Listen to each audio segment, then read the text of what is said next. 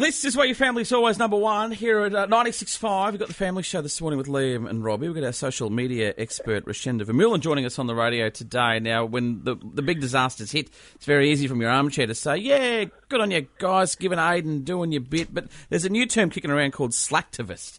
It's almost the opposite of an activist. You think you're helping, but you're not from your armchair. And Richenda joins us right now from Integrity Agency. We think we're doing the right thing, but it's more harm than good. Good morning. Good morning, guys. Yes, so slacktivism is basically the act of doing something like sharing a post on Facebook or even just simply liking something on Facebook. And you might feel compelled or you might feel moved in that moment, but that's all you really do with that is share that post or like it. So hence the term slacktivism, because if you're sharing that or clicking on it, you may be the only one benefiting from that rather than the people in need. I mean, what you're saying, I suppose, is that it might make you feel better, and the part of your brain and the part of your thinking that wants to help is almost you tricked yourself. You're going, oh, well, I actually did something, but really you didn't do anything. Exactly. Yeah. Exactly. So back in the day, you might have that interaction pre-internet when you're in a store or someone, might be collecting on the street and you take money out of your pocket and you give when you have that feeling. And now because we have this connectedness online, we can feel that feeling without actually having to do anything afterward. So it's kind of like Nicorette for smokers. It's almost like you think you get the same hit. Placebo. Yeah, you get the same hit, but you actually give no benefit at all. Because likes on a page isn't going to put aid workers over in Nepal at the moment, is it? Exactly. That said, there is some debate because often people that like and share things a lot on Facebook or on other social media channels can also be the most loyal donors. So they could be giving their personal money at the same time as that activism or online liking, and that's not a bad thing at all. It's when it's not followed by any action. I've seen it work from an armchair. Everyone remembers Coney 2012. Remember that went viral.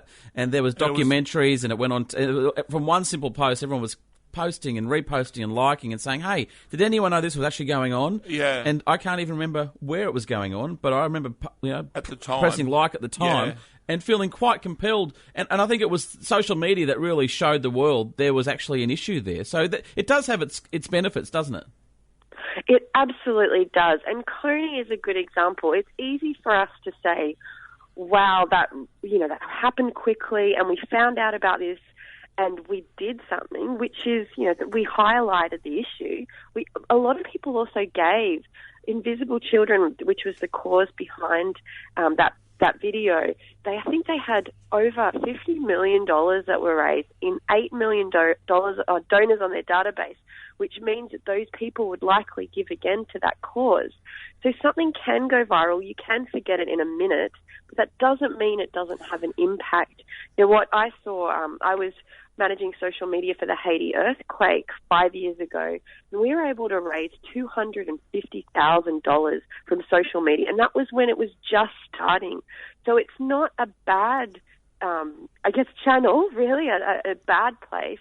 It's just us, again, having that awareness that not just to click, but to pull money out at the same time, or to sign a petition, or to do something, help your neighbour.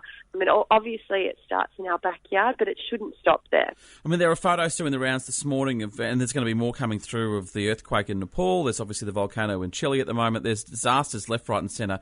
What's the top tip you can give us today to be more than just a slacktivist? Someone from the armchair saying, that makes me feel really bad. What can we actually do to make an impact? The easiest thing to do, and it really is simple, is to give. In times of emergency, relief workers need money first. They don't need things sent to them. They need money because they need to make quick decisions as to how to help people. And the easiest way to do that is with cash, because you can make those choices quickly. The other thing to do is don't stop. Tell people about that. Liking or sharing things on Facebook isn't a bad thing, but it means so much more when you've said, I believe in this and I've donated to it as well. I did that personally. I gave to the Haiti earthquake, and And I've given to this earthquake as well, the Nepal earthquake. And the first thing that's important to do is tell people that I did it and encourage them to do the same. Do you not think then, and look, I hats off for actually putting your money where your mouth is, but when you just said and tell people about it, the rest of us sort of go, oh, good on you, Richenda, you gave to the earth. I mean, there's that whole trap of the rest of us mocking, tall poppy, why are you telling us that you gave? But you've just given us an insight to say, if other people know that I gave, they may give as well. They really do. It's this thing called the loyalty loop. It's part of the new customer decision-making journey, not to get all geeky this morning. But basically, this effect, there is a positive effect.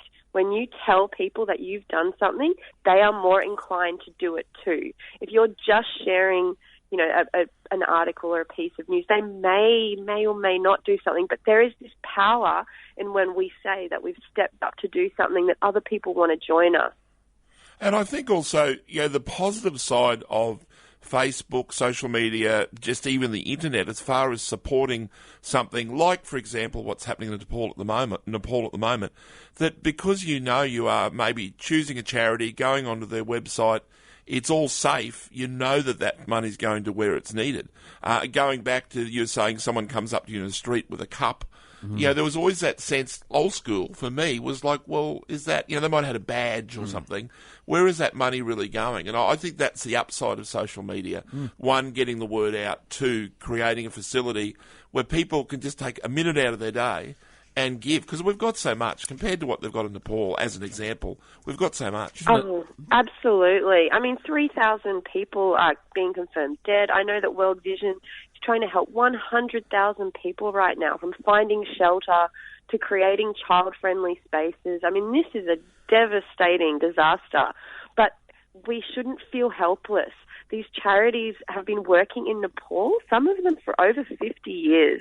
If you're giving to the large organisations like World Vision, Red Cross, Save the Children, you know, your money is in safe hands and it means something. And that is something to feel good about when you're giving. Be more than just a slacktivist. Richenda Vermeulen joins us from Integrity Agency. She's our social media expert on how you can do a whole lot more from your armchair today. Hey, Richenda, thanks for that. We'll talk to you next week. Thanks, guys. Yeah, take care. We're families always at number one right here at 96.5.